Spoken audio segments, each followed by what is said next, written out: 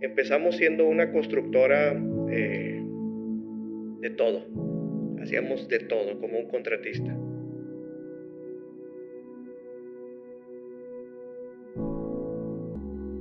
Siempre que nos llega un proyecto mismo arquitecto, nos enfocamos en que el cliente tenga una experiencia en cada espacio de su casa. Nosotros buscamos que los espacios sean suficientes para que el cliente pueda disfrutar de sus necesidades. Una vez definido el concepto, nos ponemos manos a la obra.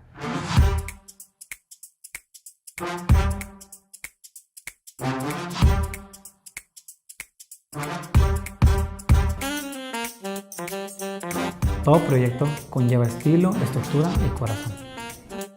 Déjalo en nuestras manos, Mimo Arquitectos.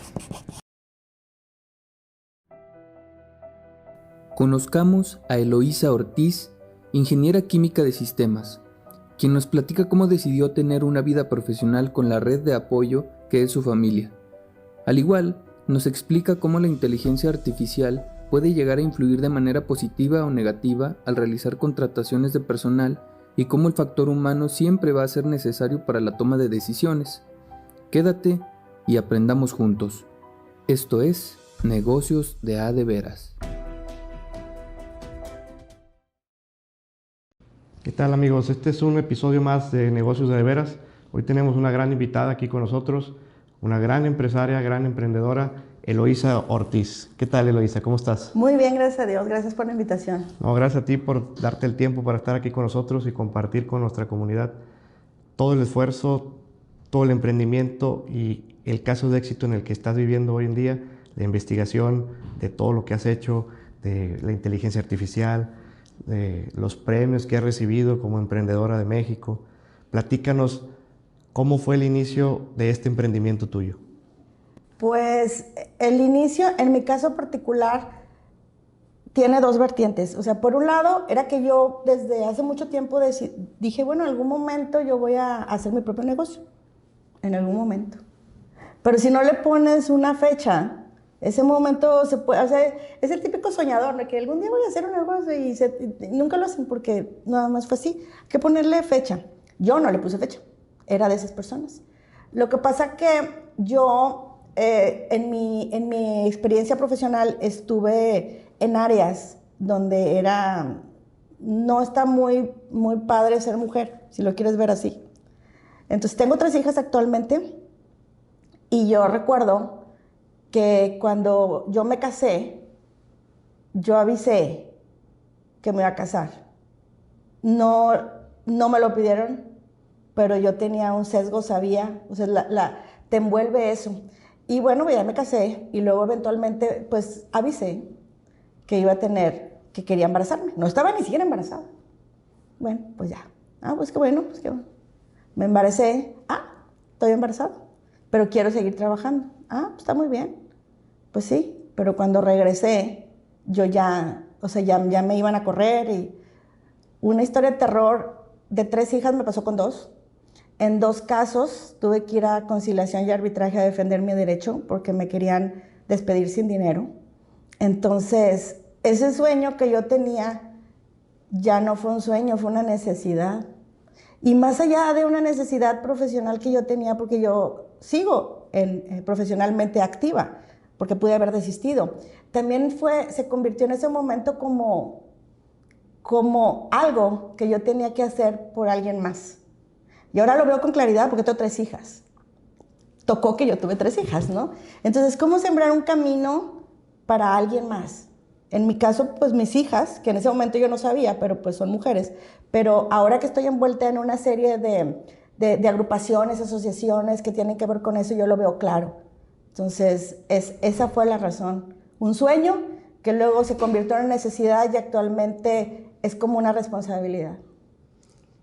Ahorita que tocas el tema de que tienes 3 hijas, ¿cómo fue emprender un negocio sin dejar de ser una mamá presente en la casa?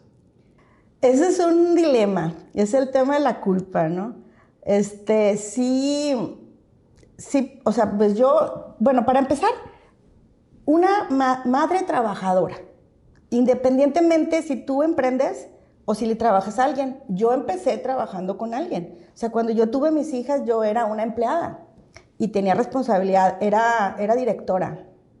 Entonces, yo no veía a mis hijas en todo el día. O sea, yo en mi caso, mi red cercana fue la que me ayudó y es mi mamá. Inclusive te puedo decir que yo me casé y a los 2 años tuve mi primera hija. Y cuando yo tuve a mi hija, decidí que no iba a trabajar porque, o sea, se me hizo el nublado el día y dije, yo no puedo con esto y tengo que dedicarme a mi hija. Pero la verdad, no, o sea, yo sentía mi persona mal, o sea, no está bien. Me quitaste un miembro, o sea, estoy incompleta. Entonces le dije a mi esposo, ¿sabes qué? Yo quiero trabajar, yo te apoyo. Bueno, fui, busqué trabajo y encontré uno, pero resulta ser que yo tenía que tenía que irme fuera del país y yo tenía una bebé. Entonces, una bebé de meses, mi primera hija. Entonces, yo le dije a mi esposo, y mi esposo dijo, ¿quieres hacerlo? Y yo, ¿pero cómo le vamos a hacer? Y dijo él, yo me voy a quedar con la niña y tú te vas. Le dije, no, yo no puedo con eso.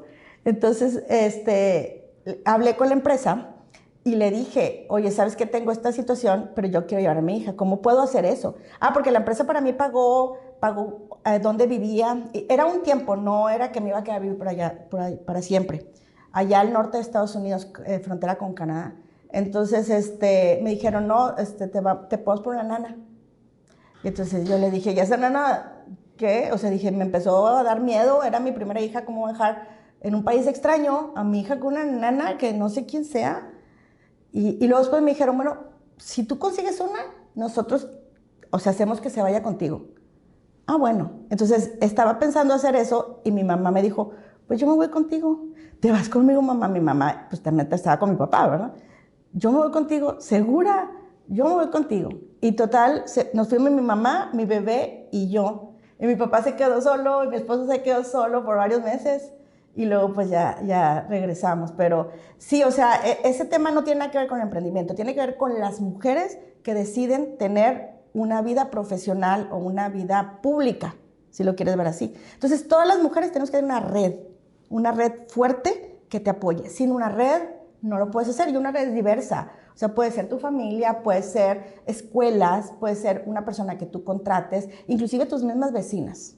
Entonces yo logré hacer eso porque tenía esa red y porque tenía la intención y porque tenía alguien que me soportara, es decir, la aceptación de mi familia, la aceptación de mi esposo en ese caso. Entonces como que tenía las condiciones, pero se tiene que dar todo para poder hacerlo. ¿Qué ha sido más difícil, ser una directora o ser una empresaria? Yo creo que tienen dificultades parecidas, solo que distintas. Porque todo el mundo piensa, no, pues, y me lo han dicho muchas veces, es que ahora como pues tienes tu empresa, tú puedes manejar tu tiempo. Y yo, es lo último que pasa. Porque cuando tú eres una empleada, una directora, yo tengo un jefe. Máximo 2, tuve 2 jefes, porque a veces tienes jefes así en 2 áreas, ¿se de cuenta? Entonces, pues no es más fácil de lidiar con un jefe o con 2 jefes que conoce que tantos clientes, que te quieren, o sea, y que vives de eso, o sea, si no atiendes a esos clientes, pues tú no tienes una paga. En cambio, el jefe, tú te puedes pelear con él o lo que sea y como quiera te pagan. Entonces, son cosas, pero también, o sea, puedes para tu empleo. Entonces, para mí es igual de complejo, solo con enfoques distintos. Siendo mujer, ¿con qué te enfrentaste al empezar a emprender un negocio? Pues yo emprendí, pues primero con la maternidad, porque mi emprendimiento inició cuando estaba embarazada de mi última hija, porque yo dije, ya esto ya no más. Esto ya no más, o sea, yo tengo que, si yo quiero una vida profesional feliz y lo que está en el mercado no me lo da, yo me lo voy a construir a mi forma. Entonces, cuando yo empecé así, me entré a la incubadora de negocios porque del Tecnológico de Monterrey, yo soy egresada del Tecnológico de Monterrey, y me había enterado por ahí que había eso. Realmente en ese momento el tiempo era como algo muy en pañales, no está tan estructurado y formalizado como ahorita están un montón de aceleradoras, incubadoras y demás, ¿no? Era como los inicios. Entonces yo había oído y bueno, fui y dije, me tienen que ayudar porque yo no sé. Entonces, sí, entras por un proceso y bueno, total, mi último embarazo fue riesgoso y a mí me tuvieron en cama, inclusive hasta fui a dar al hospital en 2 ocasiones. Entonces, cuando estaba el proceso y me decían en la incubadora, ¿por qué no te comunicas? Porque estoy en el hospital. ¿Cómo que estás en el hospital? Y bueno, desde el hospital así sucedió, ¿no? Eso. Entonces, yo creo que los hijos, como mis hijas me vieron así todo el tiempo, yo, en mi entender, por ver a mi mamá, mi contexto, puedo verlo como una culpa. O sea, las dejas, o qué clase de niñas son, o lo que sea, que escuchas esas cosas. La mamá que está en la calle, pues tiene un desastre en su casa. Y no es cierto. No es cierto. Eso es lo más fuera de la realidad que pueda existir, porque la casa depende de tus valores y puedes estar 1 minuto o puedes estar 10 horas mal o 1 minuto perfecto. Entonces, mis hijas, ellas están educadas así, no tienen ese problema y ellas sí les gusta que yo esté haciendo lo que yo hago. Aparte son excelentes alumnas, o sea, tienen becas. Mi hija mayor está en todas las cosas de liderazgo que te puedes imaginar. Ha dado una TED Talk, mi hija, a los 10 años por ahí. La otra está en el equipo de fútbol de Borregas, es seleccionada. Y la más chiquita, pues ahí va, no está en secundaria. Pero no, o sea, si tú no me conoces y no sabes de dónde salgo ni nada, nunca te puedes imaginar mi vida viendo a mis hijas. Entonces, y ahora, ¿cuál fue el primer emprendimiento que hiciste? El que estoy, solo que ha ido cambiando.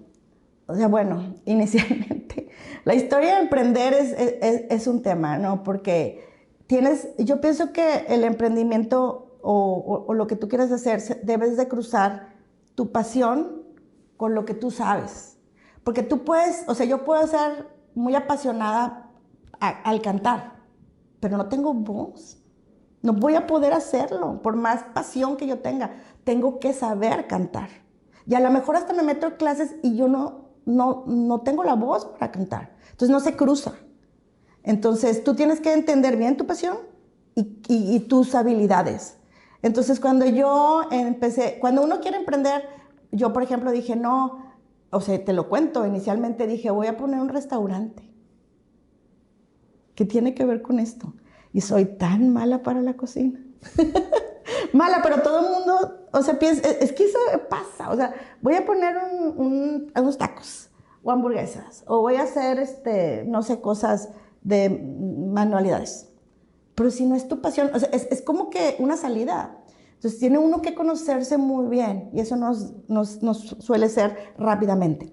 Entonces yo quería poner un restaurante, pero pues mi esposo es el afectado directo, ¿verdad? Dice, pues a ti se te quema el agua, o sea, ¿cómo puede ser eso? Y mi esposo fue el que me dijo, Eloisa, ¿por qué no emprendes en esto? Que es lo que hago actualmente, que tiene que ver con la armonización de colores y una serie de cosas que igual ahorita platicamos, pero yo le dije, no, es que yo no soy capaz, o sea, yo no sé hacer eso, y sí me encanta, o sea, es mi pasión. Pero yo como que no lo percibía así, como que lo percibía que era un trabajo y que simplemente lo sabía hacer y que no era brillante en eso, que simplemente era una más. Pero mi esposo sí lo veía. Entonces decía, es que tú tienes que hacer esto. Entonces dije, no, pero ¿quién me va a comprar eso? O sea, tanta empresa grande donde yo trabajaba, a las que les vendo actualmente, ¿cómo van a fijarse en mí? Pues ahí estás mal, ¿verdad? Porque yo no estaba creyendo en mí, ni estaba oyendo la voz de afuera. Porque a veces tú no ves lo que tienes adentro, sino alguien te lo tiene que decir. Fue mi caso. Entonces así empezó todo. Ya no fue el restaurante, fue eso. Y en el tiempo ha ido cambiando. O sea, inicialmente, que todavía seguimos siendo consultores, pero ahorita estamos migrando a un tema de una empresa de base tecnológica. Y pues ya tengo las patentes y eso, ¿no? Ahora, ahorita hablas sobre lo que empezaste a emprender. ¿Qué tiene que ver todo esto con la inteligencia artificial? Bueno, es que cuando tú eres consultora, pues realmente tú tienes un conocimiento que pones al servicio de un cliente, ¿no? En mi caso particular, yo soy experta en la ciencia del color. Y la ciencia del color en el ámbito de manufactura tiene que ver con todos los componentes que las empresas hacen y que llegan a tus manos. Por ejemplo, yo pues me dedico mucho al sector automotriz, pero pues la lavadora, o los juguetes de tus hijos, las computadoras, los celulares, todo tiene un componente y tiene un color. Y muchas veces, no muchas veces, yo creo que las estadísticas dicen que el 85%, 90% de la decisión de compra de cualquier persona en artículo tiene que ver con su apariencia. Y en su apariencia está el color, ¿sí? Entonces uno compra, por ejemplo, un carro. Yo les pregunto cuando voy con mis clientes, ¿a ti qué carro te gusta? No, pues, ¿cuál es tu carro de los sueños? No, pues un Lamborghini o lo que sea.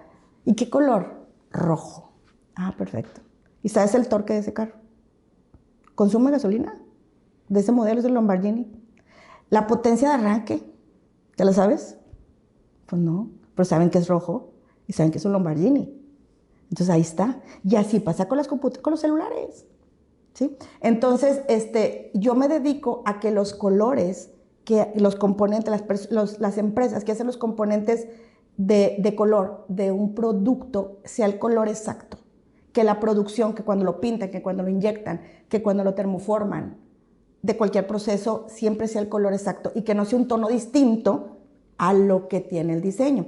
Entonces, haciendo yo ese trabajo, yo me daba cuenta que era mi conocimiento al servicio de alguien, ¿no?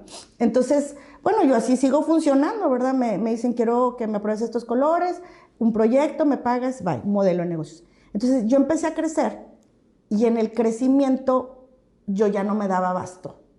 Entonces, tenía que contratar gentes. Y no tenía dinero. Entonces dije, no, pues tengo que pedir inversión. Entonces toqué la puerta de los inversionistas y ya, bueno, les expliqué y me dijeron, ¿sabes qué? Es que ese modelo de consultoría nosotros no invertimos en él porque no me da una seguridad. Es como poner dinero en una caja que luego te pueden robar. Yo necesito dinero en el banco que me dé un rendimiento por tanto tiempo. Y un consultor, si tú empleas a alguien o le enseñas a alguien, se va su conocimiento, se va mi dinero con él, o sea, no me da seguridad. Entonces, no está mal ese modelo, o sea, todos los abogados, pero es una cosa en lo que nosotros no invertimos, nosotros buscamos otra cosa. Ok, entonces ahí fue cuando yo tuve que migrar y decir, bueno, ¿cómo puedo hacer eso? ¿O puedo seguir por ese camino? Porque lo decido. ¿O puedo migrar a otro? ¿Pero cuál era ese otro? Pues ese otro era la tecnología. Pero yo no sabía nada. Y yo, ¿qué es eso? Ha sido un camino largo de investigación, de mucho networking con mucha gente que se dedica a eso para yo poder entender las herramientas que existen hoy en día y que yo puedo usar a mi favor en lo que yo hago. Y de esa manera fui a dar con la inteligencia artificial.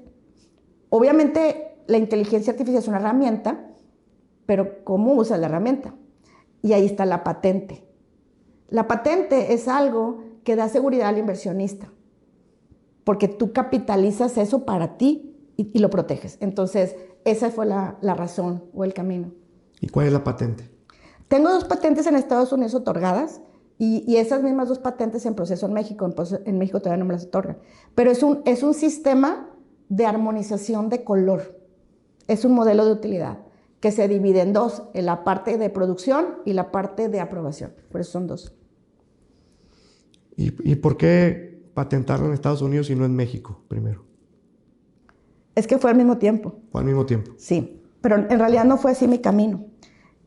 Resulta ser que los inversionistas, cuando ven lo que yo estoy proponiendo, dicen, lo que tú estás proponiendo no tiene que ver con una ciudad, no tiene que ver con un país, tiene que ver con el mundo.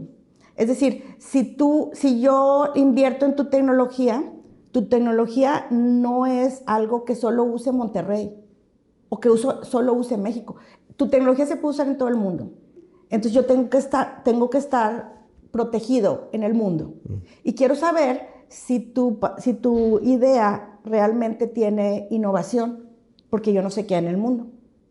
¿Y está más protegida cuando está en Estados Unidos? No. ¿O es igual? No, déjame te explico. Existe algo, como mi tecnología puede usarse en cualquier parte del mundo. Cuando tú tienes una tecnología que es que se va a usar en un país, porque otro país no le interesa lo que tú estás haciendo, ¿no? Entonces tú patentas en ese país, porque es donde lo tienes que proteger. Nadie más la va a usar, más que ese país, ¿no? Pero en mi caso no. Entonces, cada vez que tú patentas en un país, cualesquiera que sea, no es un estándar. Cada país tiene su manera de patentar y precios distintos. O sea, patentar en un país es un costo y en otro país es otro bien diferente. Pero ¿dónde puedes patentar? Pues donde tengas grado de innovación. ¿Cómo saber eso? Tienes que hacer una búsqueda tecnológica en cada país. Bueno, eso cuesta y aparte es tiempo. Entonces existe un camino que se llama PCT, que es una búsqueda tecnológica globalizada, pero hecha por la Oficina de Patentes Internacional, directamente. No es una patente, es un proceso de análisis de tu patente donde te indican el grado de innovación que tú tienes y te dicen en qué lugares y qué tú puedes patentar. Y posterior a eso, tú decides en dónde patentar. Por ejemplo, si tú dices, oye, mi oferta ya tiene una patente en China, pues yo no puedo patentar en China, pero puedo patentar en esos países. Entonces, el inversionista me dijo, quiero saber eso. Y aparte, pues, ¿dónde vas a patentar? Entonces, yo hice ese camino que dura 36 meses, y obviamente con el costo. Cuando sales de él te dicen, ¿en dónde estás parado exactamente en el mundo con respecto a tu innovación y qué grado de innovación tú tienes? Porque puede ser parcial. En mi caso fue total. ¿Qué significa eso? Esta es tu innovación de este tamaño. Y probablemente cuando hacen la búsqueda se dan cuenta que esta partecita de tu innovación ya está en un país. Entonces te dicen, en estos países puedes patentar todo, en este país solamente este pedacito. Esto no, porque esto ya está. Y si lo quieres junto, pues tienes que licenciar y juntarlo en CX. Entonces, en mi caso la patente es completa. Es decir, no encontré barreras en el mundo que me limitaran mi patente. Entonces, ya termina ese proceso, pero eso no es una patente, es nada más, así está la cosa, ¿no? Tú decides qué hacer. Entonces, tú decides, oye, pues es que mi producto es muy, no sé, lo que yo vendo es muy popular en este país, pues ve patenta ahí, porque esos son los que te van a comprar, o el otro. Entonces, en mi caso, como es el tema de manufactura, donde yo me estoy enfocando más, y las grandes, y más en el sector automotriz, en seres domésticos. Entonces, ¿dónde me convenía Estados Unidos? Aparte porque la geografía, sí, o sea, pues estamos en un país completamente manufacturero, dependemos mucho de Estados Unidos, pues es lo que me convenía. Y aparte es un tema económico, porque está bien caro patentar y mantenerla. Ah, ok. No Sí. sabía que era... No, sí, no. Ya, por ejemplo, en el proceso de patente, tú puedes tener dos caminos. O sea, puedes decir, yo patento directa, no paso por PCT. No, y yo porque me da la gana patento en Alemania, por lo que sea. Tú vas directamente a la oficina alemana y te dicen cómo patentar, que si tienes que contratar un abogado, tienes que pagarlo. Cada país tiene sus reglas. México no necesita abogados. Estados Unidos necesita, o sea, en Estados Unidos un ser humano como tú y yo no va y patenta, tienes que hacer un abogado. Entonces, tú le tienes que pagar al abogado y el abogado pagará a Estados Unidos. Entonces, tú puedes ir al país y seguirlo y ya nada más patentas en ese país. O puedes hacer la búsqueda, que fue el caso. Cuando tú haces la búsqueda por PCT, la Oficina de Patentes Global ya te está diciendo, esta patente puede patentarse en todos estos países. Yo, la oficina directa, ya te la estoy aprobando. Entonces, cuando tocas la puerta del país, llames a Estados Unidos, tú le dices, ¿sabes qué? Yo quiero patentar esto, ya tengo una PCT, es tal. Entonces, haz de cuenta que el camino se acorta, porque ya no van a hacer mucho trabajo. Ya nada más te cobran menos. Pero claro, también le pagaste esto, ¿no? Entonces, así es. Entonces, tú decides en dónde patentar y cómo. Entonces, el proceso son 36 meses. El PCT, y no es una patente. Es nada más como una aprobación. Es como como ¿dónde estás parado para que tú tomes decisiones?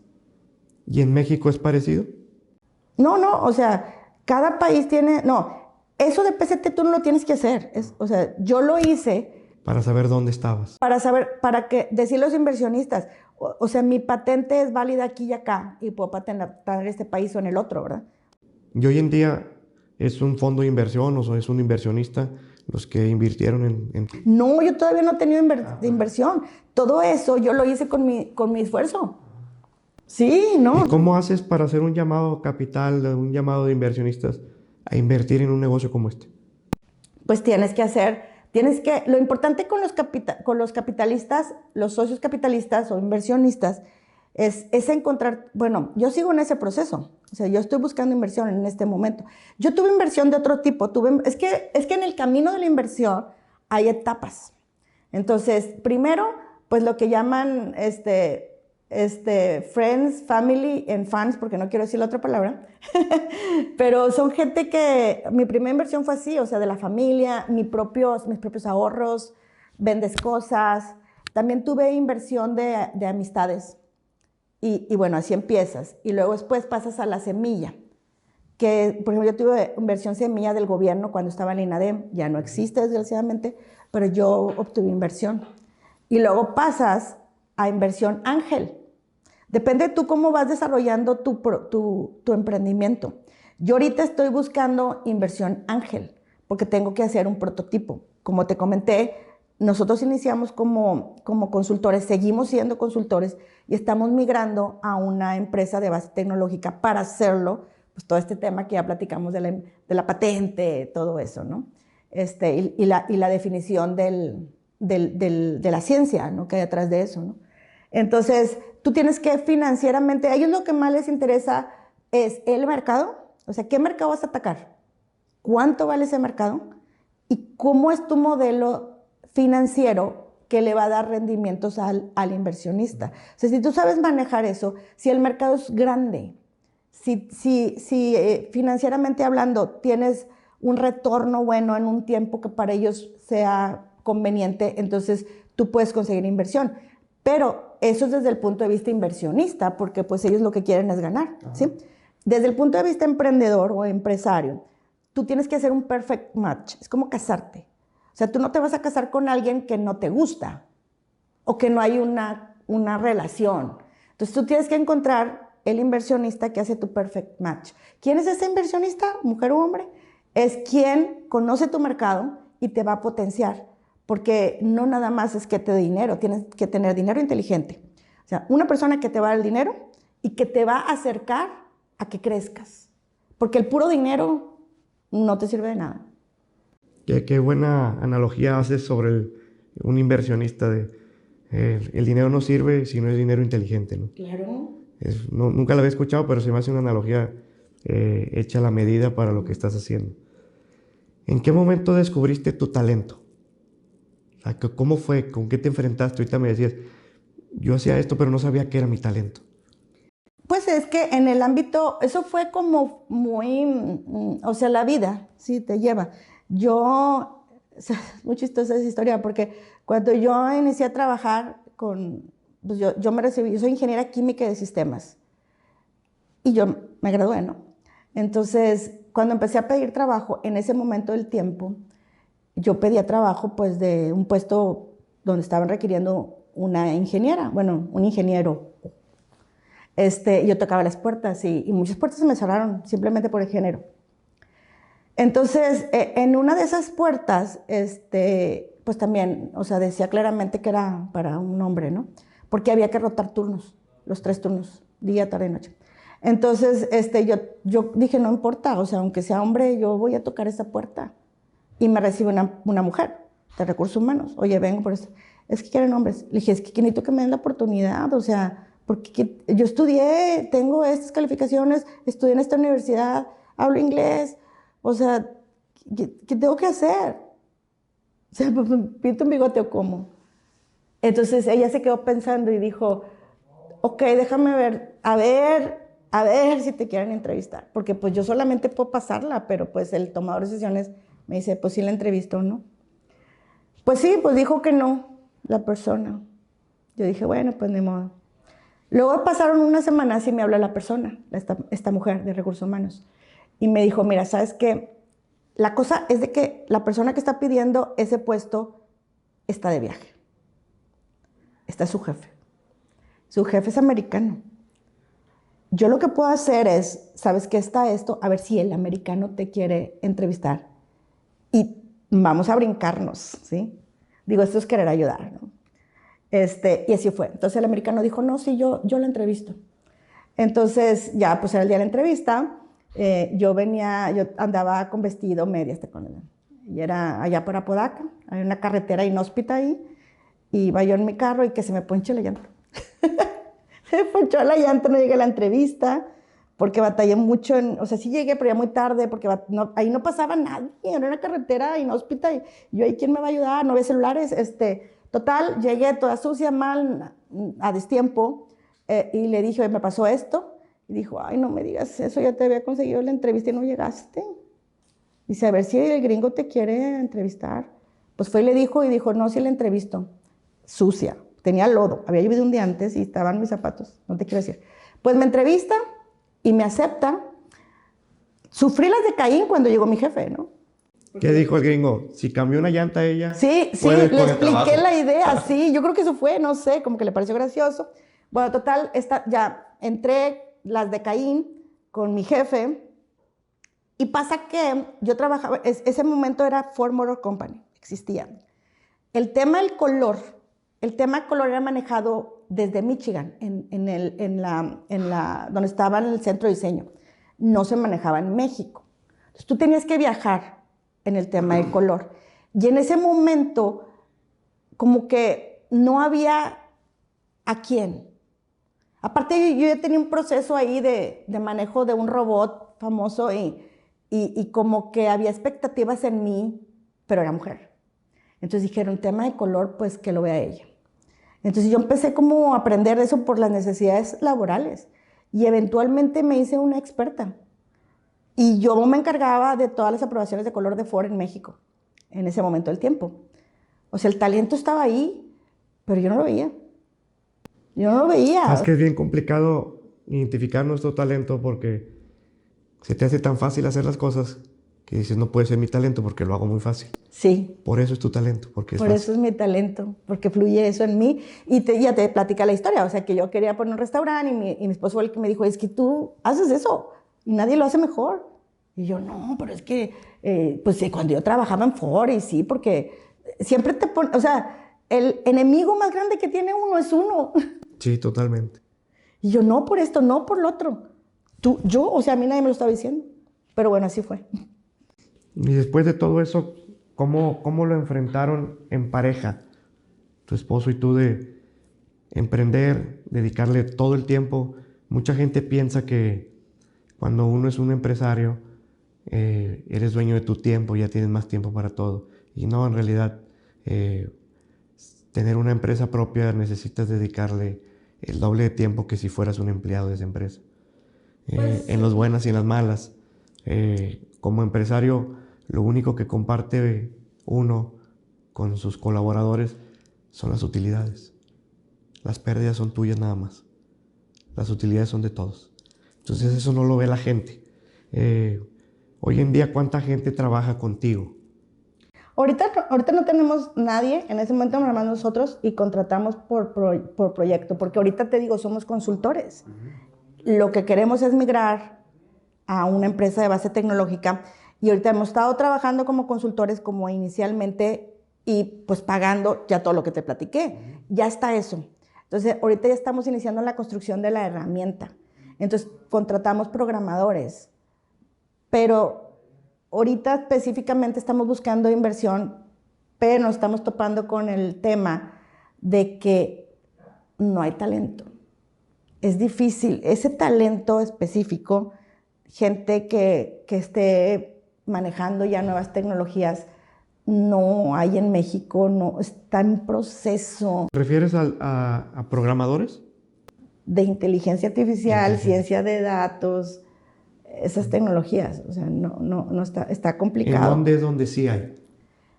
Mira, lo que yo he estado observando, y te digo, estoy en un ecosistema y platico con gente, lo que está pasando es que México va en estos temas, que te diré, 10 años atrás, de los más adelantados, Japón, Alemania, ¿no? Estamos 10 años atrás. Entonces, ¿qué significa eso? Que las empresas, la tecnología que tienen, por ejemplo, la maquinaria, con la que yo lidio, ¿no? La maquinaria tiene simplemente un desplegado de la información. Por ejemplo, la temperatura, vamos a suponer un proceso que requiere una temperatura. Entonces, tú puedes saber la temperatura del proceso porque tiene un sensor y el sensor te emite, o sea, como un termómetro, ¿qué temperatura hay ahorita tal? Pero no la guardó. O sea, si yo te pregunto en ese termómetro de la pared, ¿qué temperatura había ayer a esta misma hora? No vas a saber, a menos de que la escribió o algo así. Entonces, no hay acumulación de información en la maquinaria porque no la tiene, porque no cuenta con esas herramientas. Entonces, los profesionales que trabajamos en eso, pues no estamos familiarizados con nada de esto, ni tenemos el equipo. ¿Por qué? Porque estamos 10 años atrás, porque así funcionamos. Pues como que ¿para qué yo voy a tener esa temperatura? Así, yo le muevo, ¿verdad? O sea, yo vengo y le muevo y cuando sea le digo a la persona que nunca debe estar arriba de 3 y la persona nada más, está arriba de 3 le baja. Así está funcionando ahorita. Entonces no están las condiciones. Entonces los egresados, los universitarios, están aprendiendo todo eso con esas tecnologías. No están con esas tecnologías nuevas. Están empezando las universidades, pero la industria no está preparada para eso ahorita. Entonces, como ya se dan cuenta que hay un problema de competitividad, ¿por qué? Porque si yo en México hago esto y esto mismo lo hacen en China, ahí está la competencia, tengo que hacer algo diferente. Entonces, ¿qué pasa? A los profesionales que tienen en sus empresas, los están mandando a cursos para que empiecen a implementar todo este tipo de herramientas que ya van a migrar a la nube, ya no las vas a tener en tus servidores ni nada, sino vas a utilizar la nube. Y los datos los vas a empezar a acumular para hacer decisiones de negocio por medio de tecnologías, entre otras, la inteligencia artificial y otras. Entonces, estamos en ese proceso. Entonces, ¿qué pasa? El profesional está en la empresa. Está en la empresa trabajando. Yo como emprendedora tengo que sacarlo de ahí. Imagínate lo que me va a costar. Entonces, pero agarras a los jóvenes y tampoco lo traen, o medio lo traen, pero les falta experiencia. Entonces, y luego pasa, porque nos pasa a muchos. O sea, por ejemplo, ya encuentras un chico o una chica, supongamos, que dices, que como me ha pasado a mí, trabaja contigo, le pagas, y lo empiezas tú a entrenar, a darle cursos, lo que sea. Mira, de los que he contratado, 3. Uno está en Facebook, otro está en Google y la otra chica en Twitter. O sea, los entrené para que ellos, y yo no puedo competir con ellos. Como esto es global, estas personas son ¿cómo se dice? Viajeros profesionales, porque, o sea, ellos ya viven en donde les da la gana, porque desde allá pueden trabajar. Entonces, es bien difícil para las empresas como la mía, y muchas, conseguir el talento, porque es muy caro, y aparte no está. Y retenerlo. Porque no es que me contrataron en Facebook, compítele a Facebook. Me van a pagar no sé qué tantos dólares, no puedo.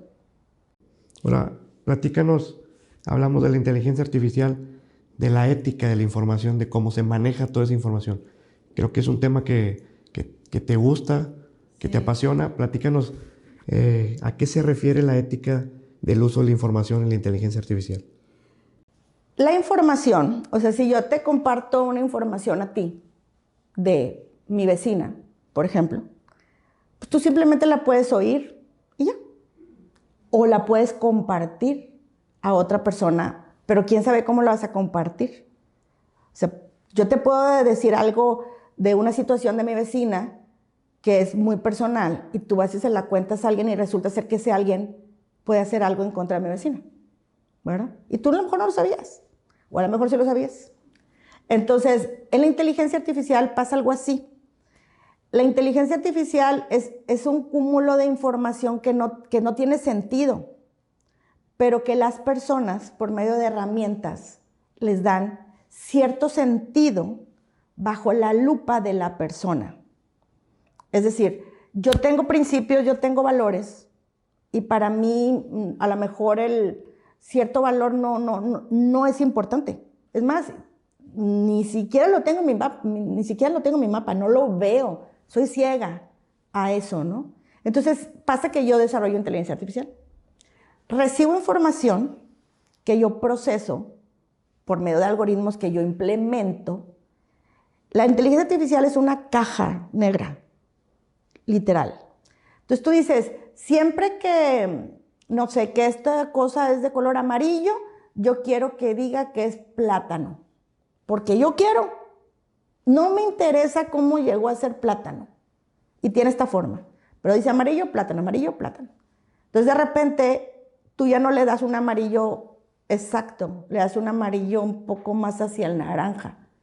Y la inteligencia artificial en la búsqueda dice, pues no es como el que siempre, no es plátano, es mango. Y de repente ya está diciendo mango o plátano. Entonces, yo que hice el algoritmo digo, no, es que yo no quiero que diga mango, quiero que diga plátano. Entonces empiezo a poner controles para que otra vez diga plátano. Porque son mis valores, porque yo digo que eso es un plátano. Pero si yo, pues no me importa. Y digo, bueno, pues que sea un mango, pero total, también les gusta. En mis valores, en mi perspectiva, y el usuario va a andar comiendo plátano y mango y a lo mejor mango no debe comer. Esa es una. O sea, desde tu lente, tú decides. Y por otro lado, el control.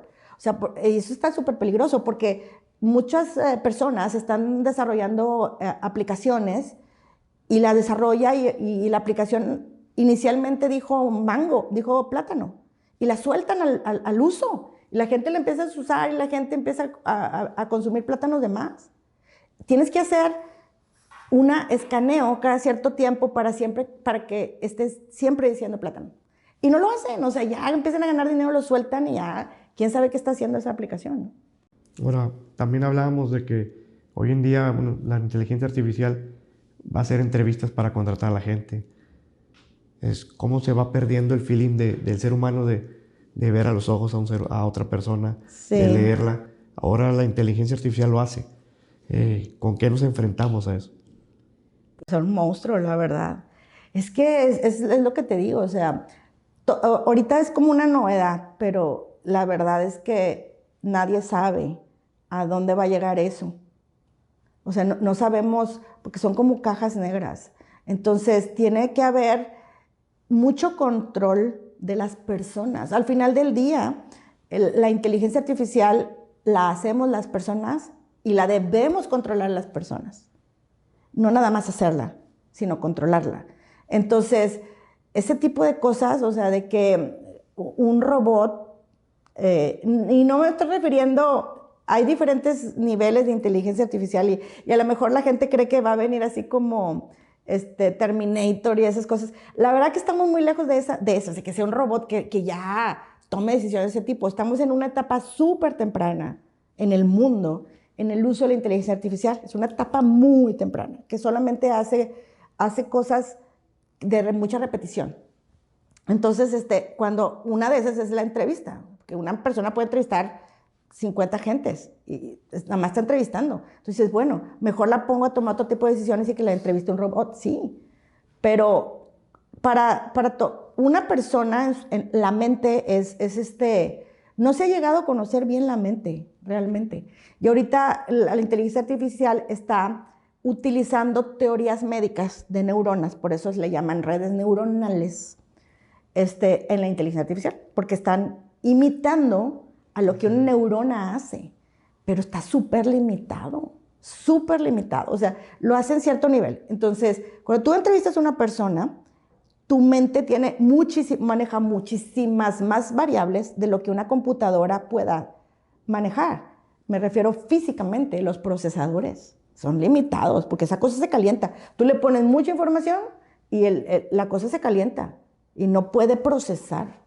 La mente procesa un montón de cosas. Entonces tú puedes inferir muy diferente a lo que algo limitado infiere con un número limitado de variables. Entonces la toma de decisiones es muy distinta. Entonces yo pienso que tal vez en cierto en cierto nivel puede manejarse una entrevista con una persona, pero siempre tiene que al final estar un ser humano que, o sea, a lo mejor el ser humano tiene que manejar todas estas variables, digamos lo que la inteligencia artificial le va a ahorrar estas, pero estas las tiene que tomar un humano siempre, es como una ayuda.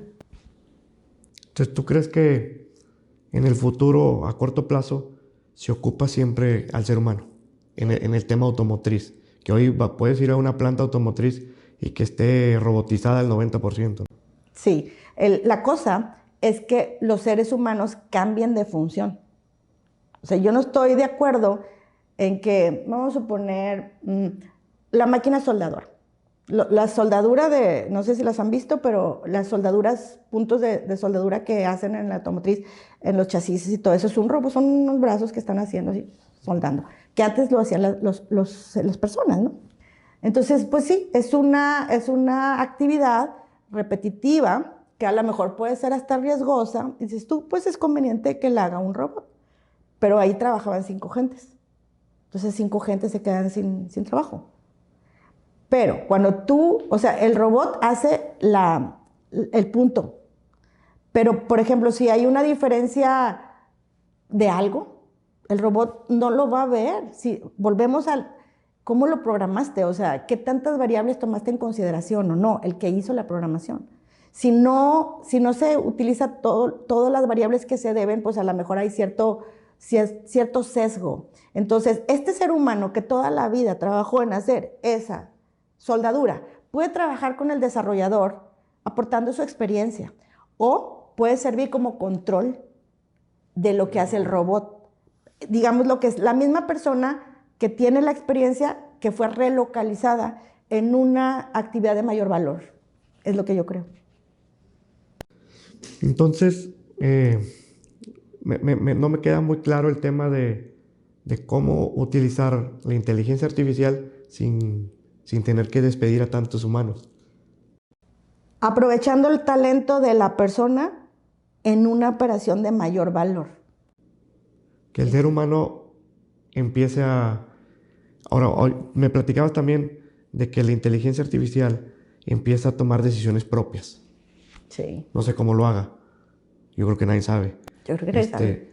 ¿Hasta qué punto puede tomar una decisión propia un algoritmo?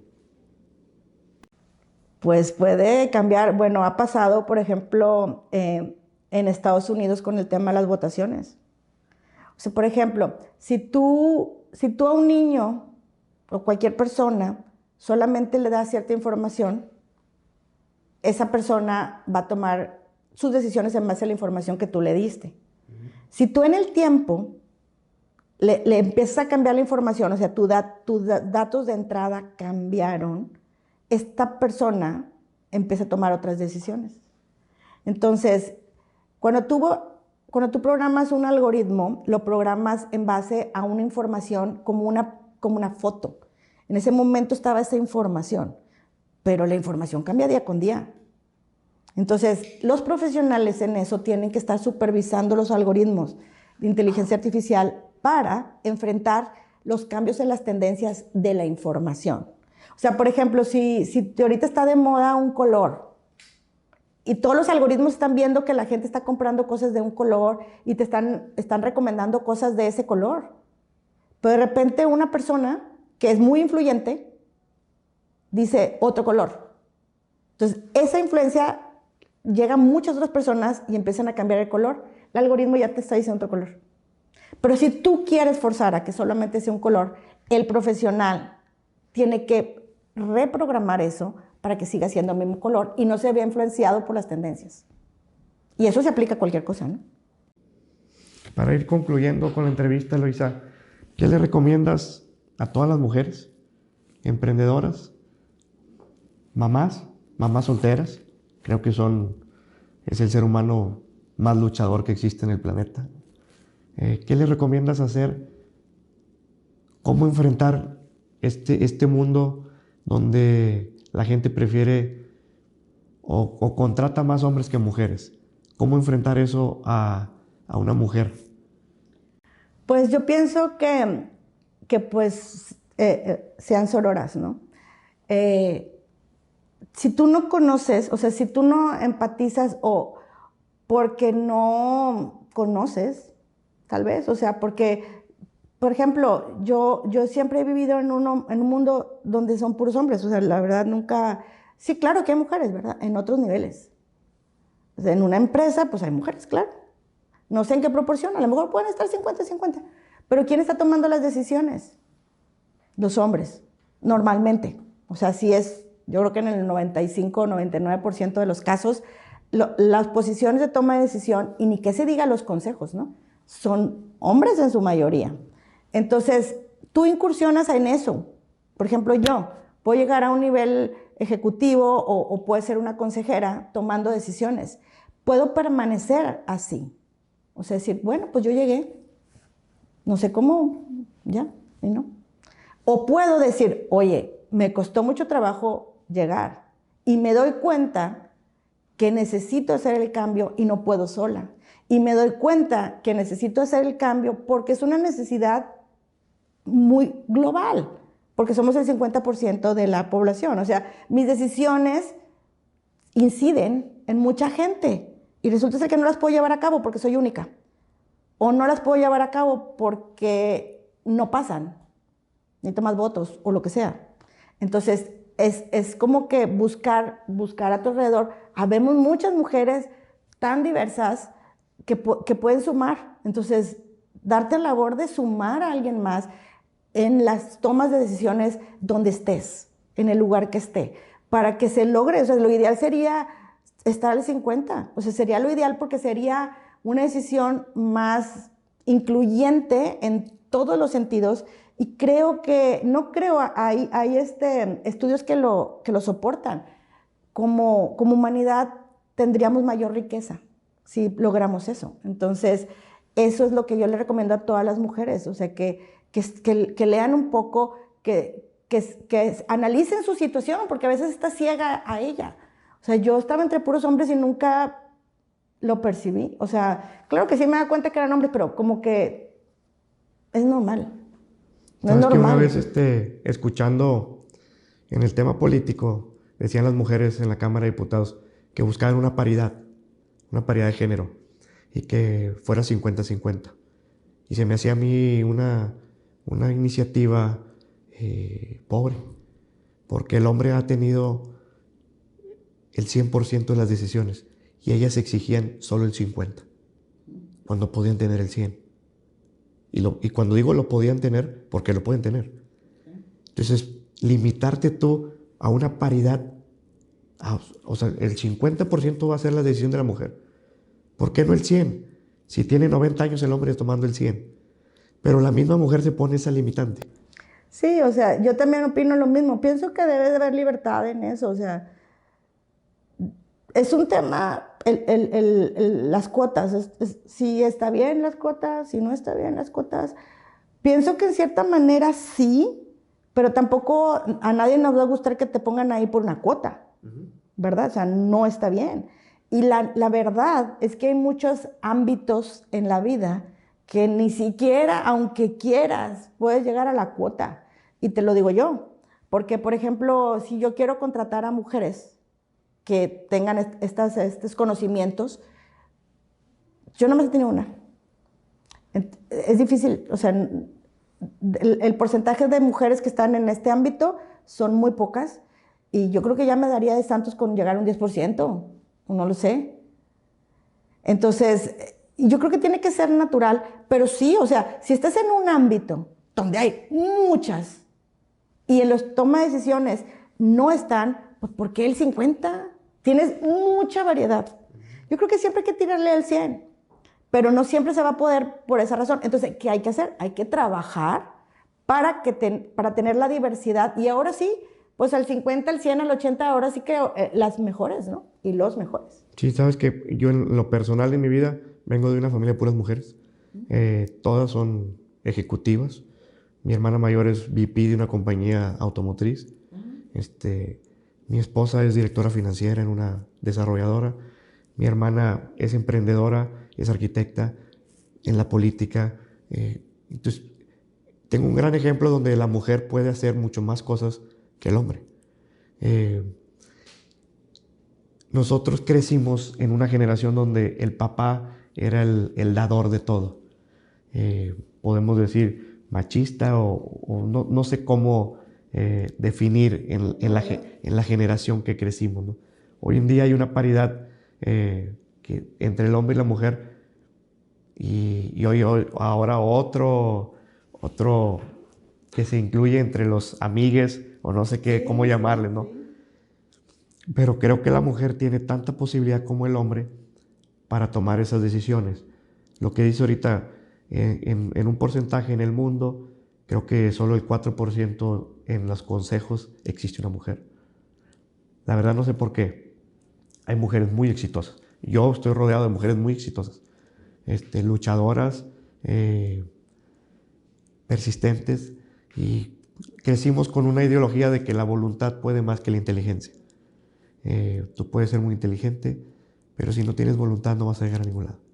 Y creo que en los seres humanos, la mujer cuando decide adelgazar, hace todo lo posible por adelgazar. Sacrifica todo. Cuando decide ponerse un vestido que no le queda, hace todo lo posible porque le queda. Cuando decide maquillarse de cierta manera que lo vio en la tele, lo hace. El hombre no, somos más prácticos, lo que sea. Y está padre. Esa combinación, es la que tenemos que... Esa balanza. Eso es lo que yo digo, o sea, pienso que en una toma de decisiones deben estar todos involucrados, o sea, son todos, las mujeres, los hombres, los que tienen sexos o más bien géneros diversos, los ricos, los pobres, los que hablan lenguas, los que tienen una religión. O sea, pienso, claro, la diversidad más grande en el mundo son hombres y mujeres, por eso pues está muy enfocado eso. Pero creo la innovación, porque yo me dedico a eso, no hay otra manera de hacerla si no está la diversidad. Y en México, en nuestro mundo, pues la diversidad más grande es la de hombre y mujer. A diferencia de otros países como Estados Unidos, que hay mucho tema de racial, hay más razas que aquí, los temas de religión. Pero en nuestro ámbito tenemos que ser diversos en la toma de decisiones. Porque si no vas a estar... Es lo mismo a la inteligencia artificial. Si le das datos sesgados, va a tomar decisiones sesgadas. Entonces, en las decisiones del gobierno, de las empresas, de la educación de los hijos, lo que sea, tenemos que ser diversos porque es la única manera en que vamos a innovar. Entonces, yo invito a las mujeres, sobre todo, a que si llegan a posiciones de toma de decisión, que preparen, inviten, busquen a más mujeres por ellas mismas, por sus hijas y por el mundo en general. Porque es como te digo, o sea, eso es lo que nos va a hacer más ricos como seres humanos. Te aplaudo ese comentario final que para mí, digo, es muy importante el lugar de la mujer. En mis empresas, yo creo que el 60% son mujeres. Y desde que tomamos la decisión que una mujer dirigiera la empresa, ha crecido a 2x por año. Una mujer dirige una constructora con puros hombres y ha ido creciendo y creciendo. Entonces tengo una gran experiencia de grandes decisiones de mujeres alrededor de nosotros. Siempre le hago esta misma pregunta a todos mis invitados. Si tuvieras la posibilidad de escribir un post en Instagram que te leyera todo el mundo, ¿qué escribirías? Que sean felices. Que sean felices. O sea, de la manera que sea. Emprendiendo, no emprendiendo. Que sean felices. O sea, si tú logras eso, creo yo que haces maravillas en donde estés. El problema es que hay mucha tristeza. Entonces tenemos que ser felices y generar la felicidad, creo yo. Pues qué excelente. Sabes que tenemos aquí un regalito que hace por parte del equipo de nosotros. Hacen un dibujo digital viendo el camino que has emprendido. Y este es un cuadro que te regalamos por parte de Negocios de Veras. Muchas gracias, está bien lindo. Lo voy a guardar entre mis cosas. Bueno, pues amigos, este fue un episodio más de Negocios de Veras. Muchas gracias por acompañarnos. Agradecer aquí a Eloísa por compartir su experiencia de este emprendimiento de una gran mujer. Les encargo ahí la palomita en Spotify para tener más seguidores y el like en YouTube. Yo soy Juan José Luna, para servirte. Nos vemos en la próxima.